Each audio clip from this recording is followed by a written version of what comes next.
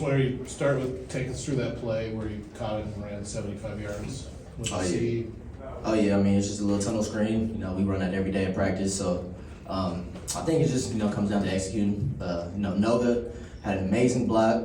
That play doesn't get started without him, so I want to give a real shout out to him, and I hope everyone, understands that. But when guys do their job, big plays like that happen. So, I'm excited, but I'm more excited for the team and help us get a win.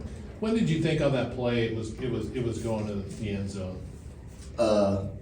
Really, when I caught it, I saw that open up, and I'm like, yeah, there's no one gonna catch me. So I just had to make one miss, and after that, the rest was all daylight. Tried to catch up to Silas. That reminded me. I'm not sure if you guys remember Tyreek Hill catching. Can't remember his name, but the running back like 40 yards downfield.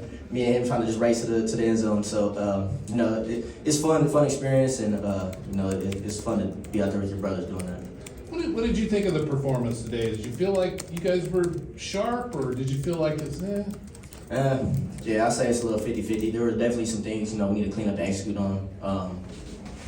But, I mean, we did our job, so, we got to win, but there's always stuff you can learn from. It wasn't the best offensive performance. Defense, they played lights out today, how they continue to play. So, yeah, I mean, we got stuff to clean up offensively, and, I think, just take it week by week. First time press into the fourth quarter as you begin Pac-12 play. How much did that help the Beavers moving forward? Oh yeah, I think it just goes to show, it's a 4-quarter fight, and it doesn't matter how much time is left. There's still time on that clock. So being up a couple scores at that point, we realized that we needed to go out there and put some more points on the board to really put this thing away. So I mean it helps a lot because going into Pac-12.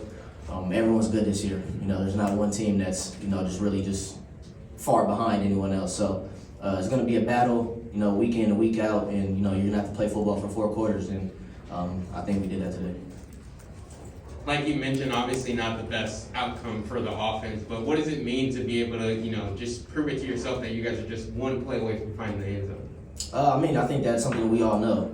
We got guys on this team, and from quarterback to O-line to receiver to running back, tight end. We got guys in the room. So we all do our part to create explosives, and I think it's good to see. We don't have to go make a 9-10 play drive when we can go out and do it in one. So it's good, tempo wise for us. But obviously, like I said, we got more stuff to clean up, and we'll dive into this film tonight, tomorrow, and digest, and on to Washington State. Anthony, I know that this was obviously your first week back after sitting out last week. How good did it just, first of all, feel to get back on the field, after sitting out for week 2? Man, I love playing ball. So anytime I'm not out there, I'm frustrated. Whether it be practice, games, I'm a ball player. I love playing ball. So, it feels amazing, just to be able to do my part, with everyone else on the squad. Sometimes I feel like when I'm not out there, I'm putting our team at risk, not at risk in that sense, but I'm just not out there being able to contribute, and that irritates me a lot.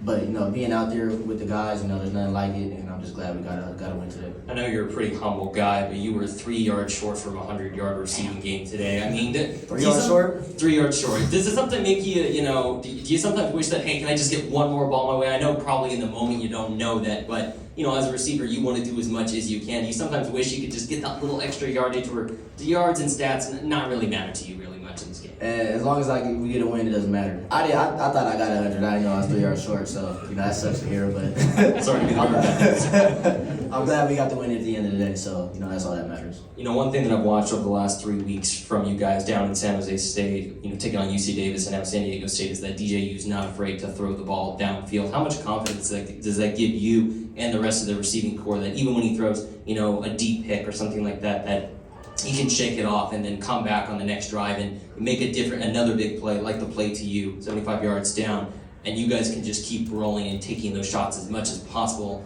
just whatever it takes to get the win? Yeah, I mean, we put a lot of work in to have that trust and that confidence, and it's a two-way street. So it's been fun to work with him. Like I said, we got some stuff to clean up. But I mean, yeah, he's a hell of a ball player, and I'm glad we got that guy back there. staying on the topic of DJ, obviously he's been pretty clean so far this season today, being that outlier with the 2 interceptions. What type of, quarterback is he when he does have those mistakes? Do you guys feel like you have to pick him up, or is he, to himself, kind of locked in and shaking it off himself? Yeah, I mean, you gotta flush it. There's not much else he can do, and that's something that we all collectively as a unit, we remind each other, whether that's we get a false start penalty or interception or drop ball, flush it. It's on to the next play. We know what we can do offensively, so I mean, yeah, it sucks at the moment, but college football is a long game, so you got 4 quarters to play, and you just gotta forget about things sometimes.